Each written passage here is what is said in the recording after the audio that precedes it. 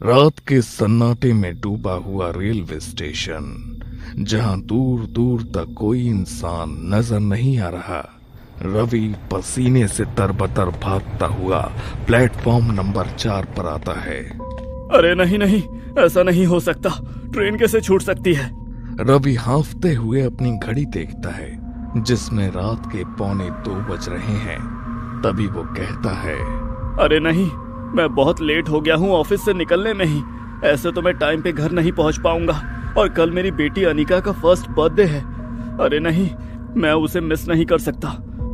माया और अनिका मेरे बिना केक कट नहीं करेंगी। वैसे ही माया ने मुझे टाइम पे घर पहुँचने को बोला था। रवि स्टेशन के सन्नाटे को देखकर घबरा जाता है। चारों तरफ धुंध छाई हुई है और कोई भी नहीं होता। हे भगवान, अब मैं कैसे जाऊंगा? 2 बजने वाले हैं। इस वक्त कोई मालगाड़ी भी नहीं दिख रही। तभी अचानक एक तेज हॉर्न की आवाज गूंजती है और एक पुरानी सी दिखने वाली पैसेंजर ट्रेन प्लेटफॉर्म पर आकर रुकती है। थैंक गॉड, लगता है ऊपर वाले ने मेरी सुन ली। कोई तो ट्रेन मिली। कम से कम मैं घर तो पहुंच ही जाऊंगा टाइम से, और वो दोनों खुश हो जाएंगी। रवि बिना सोचे समझे ट्रेन के डिब्बे में चढ़ जाता है। जैसे ही वो अंदर आता है, उसे गेट के पास एक टीटी खड़ा दिखाई देता है, जो रजिस्टर में कुछ लिख रहा है। सर सुनिए, मेरी सीट नंबर 11 कहाँ है? क्या आप मेरी टिकट चेक करेंगे? टीटी कोई जवाब नहीं देता। वो बस खामोशी से रवि की ओर देखता है और फिर से अपने रजिस्टर में कुछ लिखने लगता है। ये कैसा टीटी है? देख के भी कुछ नहीं बोला। शायद बहुत थका हुआ होगा। रवि अंदर की तरफ बढ़ता है। डिब्बे में कुछ लोग बैठे हैं, पर पूरा माहौल कब्रिस्तान जैसा शांत है। रवि एक आदमी के पास रुकता है, जो खिड़की के बाहर देख रहा है। भाई साहब, जरा सुनेंगे? आपको पता है सीट नंबर 11 किस तरफ है? वो आदमी रवि की तरफ देखता भी नहीं, बस बिना पलक झपकाए बाहर देखता रहता है। ये देखकर रवि मन ही मन सोचता है, अजीब लोग हैं यहाँ के। कोई बात ही नहीं करना चाहता। लगता है सब नींद में है। यही सोचकर रवि आगे बढ़ जाता है। रवि अपनी सीट ढूंढकर बैठ जाता है। वो चारों तरफ देखता है और मन में सोचता है, कितने चुप हैं ये लोग। कोई मोबाइल नहीं चला रहा, कोई बात नहीं कर रहा। इन बोरिंग लोगों के साथ मेरा सफर बहुत मुश्किल होने वाला है। पर क्या करूं, बेटी के पास पहुंचना बहुत जरूरी है। ये सोचकर रवि टाइम पास करने के लिए अपना मोबाइल निकालता है। वैसे ही अचानक उसके मोबाइल की स्क्रीन ऑन ऑफ होने लगती है और वो कहता है, ये मोबाइल को क्या हो गया अचानक? अभी तक तो ठीक ठाक चल रहा था। अचानक मोबाइल में डरावने भूतों और कटी हुई लाशों की अपने आप कुछ फुटेज आने लगती है। वो देख रवि की आंखें फटी की फटी रह जाती हैं। हे भगवान, ये फोटोज मेरे फोन में कहां से आ गई अपने आप? ये क्या हो रहा है? रवि घबराकर मोबाइल स्विच ऑफ कर देता है। तभी एक छोटी सी गेंद लुढ़कती हुई रवि के पैरों के पास आती है। रवि देखता है एक छोटी बच्ची मुस्कुराती हुई उसके पास आती है। रवि बॉल उठाकर उस बच्ची की तरफ बढ़ाते हुए कहता है, ये लो बेटा, आपकी बॉल। Thank you uncle. अरे वाह बेटा, कम से कम तुम तो बोलती हो। इस ट्रेन में तो कोई और कुछ बोल ही नहीं रहा। सब जैसे पत्थर हो गए हैं। अंकल, यहाँ कोई इसलिए नहीं बोलता क्योंकि ये ट्रेन रात के 2 बजे के बाद जिंदा लोगों के लिए नहीं चलती। क्या क्या बोल रही हो तुम? ये कैसा मजाक है?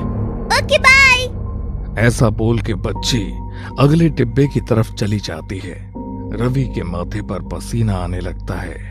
बाप रे, यहाँ की तो बच्ची भी कितनी अजीब है। क्या क्या बातें कर रही है। जरूर किसी ने इसे डराने के लिए सिखाया होगा। रवि अपने सामने बैठे एक आदमी की तरफ देखता है, जो कंबल ओढ़े बैठा है। अरे भाई साहब, क्या आपको पता है कि अगला स्टेशन कब आएगा? स्टेशन? कौन सा स्टेशन? इस ट्रेन का कोई स्टेशन नहीं है। इसके आगे कोई रास्ता नहीं है। क्या मतलब? ट्रेन है तो स्टेशन भी आएगा ही ना। अब डरा क्यों रहे हैं मुझे? रवि घबराकर इधर उधर देखने लगता है। तभी उसकी नजर पास में बैठी एक औरत के पैरों पर पड़ती है। उसके पैर घुटनों से पीछे की तरफ मुड़े हुए हैं। रवि का दिल जोर से धड़कने लगता है। ये क्या, इसके पैर उल्टे हैं? नहीं नहीं, शायद ये मेरा वहम है। रोशनी कम है ना, शायद इसलिए ऐसा लग रहा होगा। अगर ये भूत होती तो बाकी लोग इतने चैन से कैसे बैठे होते? तभी अचानक ऊपर के बर्थ से कुछ रवि के कंधे पर गिरता है। रवि उसे देखता है कि वो एक इंसान के हाथ की हड्डी है। वो उसे फेंक देता है और जोर से चिल्लाता है, ये हड्डी कहाँ से आई? कौन मजाक कर रहा है मेरे साथ? देखो, ये सब बंद करो, मुझे ये सब पसंद नहीं है। डिब्बे में कोई कुछ नहीं बोलता, सब वैसे ही बैठे रहते हैं। तभी ट्रेन की लाइटें ऑन ऑफ होने लगती हैं। अब ये लाइट को क्या हुआ? हे भगवान, ये कैसी ट्रेन है? यहाँ कभी भी कुछ भी हो रहा है। मुझे बस इस ट्रेन से उतरना है। तभी लाइट पूरी तरह बंद हो जाती है। रवि कांपते हाथों से अपने मोबाइल की टॉर्च जलाता है।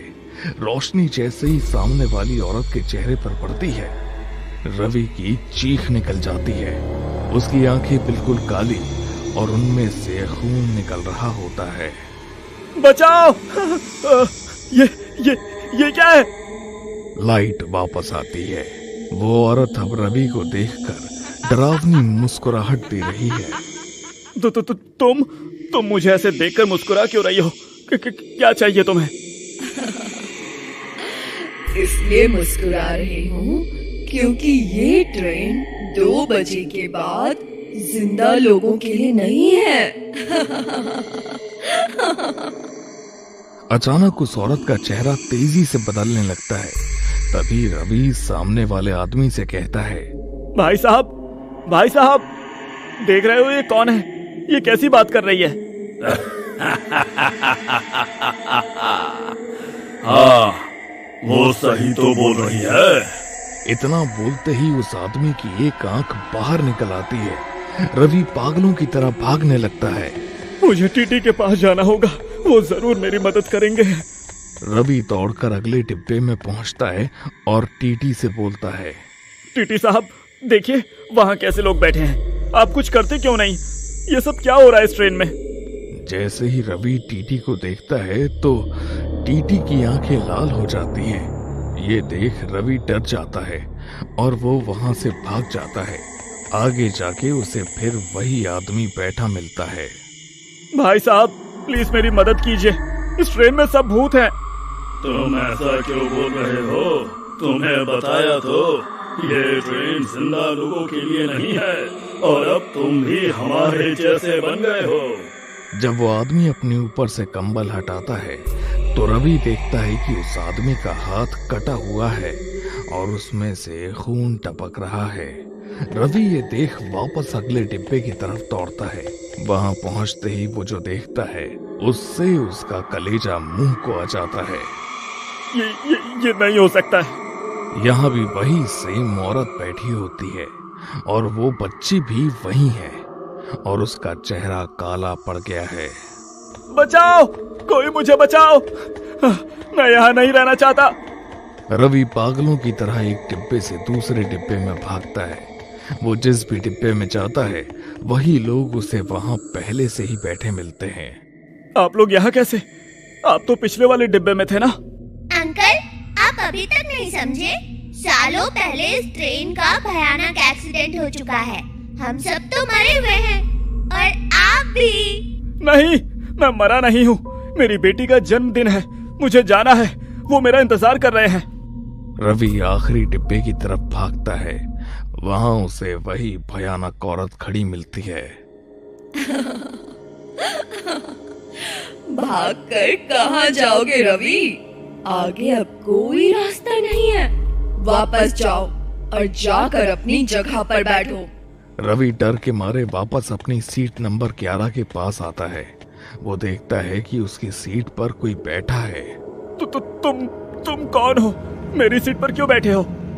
वो आदमी धीरे से मुड़ता है। वो कोई और नहीं, खुद रवि है। वो बिल्कुल रवि जैसा दिखता है, बस उसके चेहरे पर एक अजीब सी शांति और मुस्कुराहट है। अब तुम भी इस ट्रेन का हिस्सा हो रवि। मैंने कहा था ना, ये ट्रेन जिंदा लोगों के लिए नहीं चलती, और अब तुम भी जिंदा नहीं हो। क्या मतलब? मैं जिंदा हूँ? देखो, मैं सांस ले रहा हूँ। जरा नीचे तो देखो। रवि नीचे देखता है तो वहां उसको उसकी खुद की लाश पड़ी हुई मिलती है। उसके सिर से खून बह रहा है और आंखें खुली हुई हैं। उसे याद आता है कि स्टेशन पर भागते वक्त उसका पैर फिसला था और वो पटरी पर गिर गया था, ठीक उसी वक्त जब ये ट्रेन आई थी। नहीं, अनिका, माया! अचानक ट्रेन की रोशनी लाल हो जाती है। सभी भूतिया यात्री अपनी अपनी सीटों पर बैठ जाते हैं। टीटी आता है और रवि के पास रुकता है। सीट नंबर 11, रवि, आपका सफर शुरू हो चुका है। रवि खामोशी से अपनी ही लाश के बगल में बैठ जाता है। ट्रेन अंधेरी सुरंग की तरफ बढ़ जाती है, जहां से कभी कोई वापस नहीं आता।